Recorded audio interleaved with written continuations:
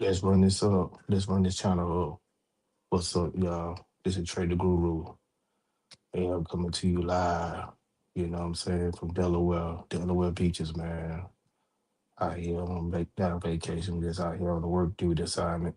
But I'm still gonna bring you this sports talk. Um, what I'm finna say, man. Hey, yeah, please hit like, comment, subscribe on this channel, man. Let's run this channel up. Also, I'm looking for some serious inquiries that anybody like to talk sports, anybody want to join my podcast, man. The invitation is open, man. Uh, if you want to join my panel, or you got your own podcast or whatever you want to talk sports, you want me on, invite me on your podcast, man. Please do so. But right now, I'm going to talk about this pitch. Detroit Pistons and Cleveland Cavaliers series, man. As we know tonight, the Pistons has tied the series as the Pistons defeated Cleveland Cavaliers 113 to Cleveland Cavaliers 94. But Cade Cunningham, 21 points, 7 for 15, 5 for 10. James Harden, 23 points, 6 for 13, and 3 and 8. Like I said, this is my personal opinion on the whole entire series. Now, this series right here was a poor scoring series until a couple of nights ago when Donovan Mitchell went 43 and he did a 24-0 run in the third quarter. And, they won that series. And then the game after that, which the Pistons, I think they did a 19-0 run on them, about the same thing, like the second or third quarter, which Cade Cunningham had 43 in that game. But it's the same philosophy in the series. Now in the game, now the series tied 3 apiece. So the winner of this series will go on to play New York Knicks in the Eastern Conference Eastern Conference Finals. Sorry about that. So like I said, man, I thought when Cleveland had beat them so bad night before last, I think they had enough momentum to take the Pistons on out, which I told y'all previously, take Cade Cunningham out the game. You know, Isaiah Stewart, Reed, and Duran, those are the defensive presence of Detroit Pistons. I said the only way that the Cleveland Cavaliers was going to beat Detroit Pistons was Jared Allen and Evan Mobley. But as you see tonight, Donovan Mitchell, I think I had read in the stats, it was like 14 points. You can't have inconsistency like that, man. You just went for 43. Then you had the momentum to take out the Pistons. Now the Pistons even up the series to make it 3-3, to make it entertaining. That the league had to rig this and make some more money out of this. So I'm assuming that the league want to see Detroit Pistons versus the New York Knicks, even though we know the Detroit Pistons are the number one seed in the Eastern Conference. And I need to look up that series how many times uh New York beat Detroit, or Detroit beat there, whatever the series is for this year. I need to look that up. But so now we have a game 7 between the Cavaliers and Detroit Pistons. And uh I think they're going back to Detroit, if I'm not mistaken. So they're going back to Detroit. It's rigged. So they might have the Detroit Pistons take out the Cleveland Cavaliers in game 7, which I knew the Cleveland Cavaliers had enough momentum to take them out tonight's game. Because I thought they had them figured out. I thought they had them beat. Because with the Detroit Pistons, I know they was trapping Cade Cunningham, right? Tobias Harris was struggling, but Reed stepped up to the plate. But Reed, Duran was stepping up to the plate a little bit. But Isaiah Stewart is just a defensive specialist. He's not going to give you 10. If he had a double double, the Detroit Pistons was just run the table pretty much. If he had enough, he got enough defensive presence. That guy is a hell of a defensive specialist. But if he add on to his scoring ability, they'll be unstoppable because that's Detroit have now they have like three bigs now to give them enough of defensive presence to put a body on Evan Mobley and Jared Allen. But I said, man, those guys, Mobley and Allen, has to do it for Cleveland. I ain't never seen so much sorry big men in my damn life that they can't um, make their presence felt. I'm just like, man, I mean, why in the hell they play so damn soft? But if Jared Allen and even Mobley bring some aggression to their presence, man, they would been took out the Detroit Pistons. So I gotta salute Kate Cunningham and Tobias Harris. It's just like 1 minute they be hyped, and the next game they don't show up. Same thing with Harris. 1 minute he showed up a game, the next minute he don't show up a game. I just don't like that bullshit. But I said it before and I say it again. James Harden, it is the difference maker. But the only way that the Cleveland Cavaliers is going to take this series out with the aggression of even Mobley and Jared Allen. If they don't do it, the Cavaliers are going back home. It's just that simple. And Dr. Mitchell, I thought he had enough momentum to say, "Hey, we finna take," and I thought he would come out with the aggression. Hey, we need to take these guys on out and take them out now.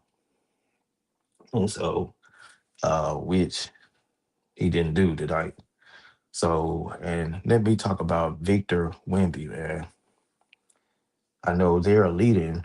I don't know what the score is now. I know they was leading while I'm looking at the stats and everything like that. But I'm gonna talk about the previous game.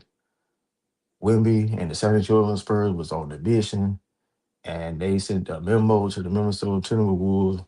We gonna kick y'all ass, and we gonna sit you. We gonna send you on to the house. And I keep telling y'all, Ant Man does not need to have the ball in his hands. He need to be playing off the ball. Let Jalen McDaniels be the point guard and break down that defense. And Ant Man need to feed off of him. And like I told y'all, Rudy Gobert and Julius Randle would be the difference maker, man. Rudy Gobert plays so goddamn soft that Victor just killed him. Victor destroyed him. Victor, like, man, you not gonna stop me on the outside or the inside. I'm gonna take your ass in the paint, post you up, turn around, shoot, dunk on you, do whatever the hell I want to do to you. Turn around, shoot in your face, shoot a three. Man, Victor was on fire. And he sent the message to the Minnesota Timberwolves, along with Dylan Harper, along with Stephon Castle, and De'Aaron Fox. They sent a mission to the damn Minnesota Timberwolves that, hey, we coming to kick y'all ass tonight. And that's what they did. And they kicking their ass tonight again. I'm not watching the game, I'm way over here in Delaware, man. I should have just I think I don't know if I recorded the game or not, man, but I'm not sure. But I was trying to watch the game some kind of way, man. I've been very busy, but I'm just kind of like I said, because I have been watching the series. So, but like I said, if San Antonio wins tonight, it'll go against OKC, and that's going to be very interesting. It's going to come down to the bench, and I think I'm gonna go out on the limb. I'm gonna say San Antonio in seven. I really like SGA, I really do, but I think San Antonio has the guards to D up with him, and then who the hell gonna stop Victor? I mean, that's all I want to know. Cause Holman, who all it is they got down in Oklahoma. Can't think of them right off the bat. But Oklahoma got a hell of a bench, man. And so does San Antonio Spurs. That's gonna be a very interesting matchup to be. And I need to look up who lead that series in the regular season um for us who beat who the most this past season. But that's gonna be very interesting. But you know SGA gonna get his all day. But the way I would do that, I would double him, play like a 2-3 zone, double him, and that his that Williams, uh, um, I think and then Alacozy, who else? The rest of those guys on OKC defeat me, but SGA is SGA. He's the MVP for a reason. The guy gonna get his, but if he can take his his players out the game, San Antonio definitely have a shot. You can just double team. Don't play man on it because if you play man on Oklahoma, man, they just gonna run through you. They gonna find a way to beat you, and they will find a way to beat you.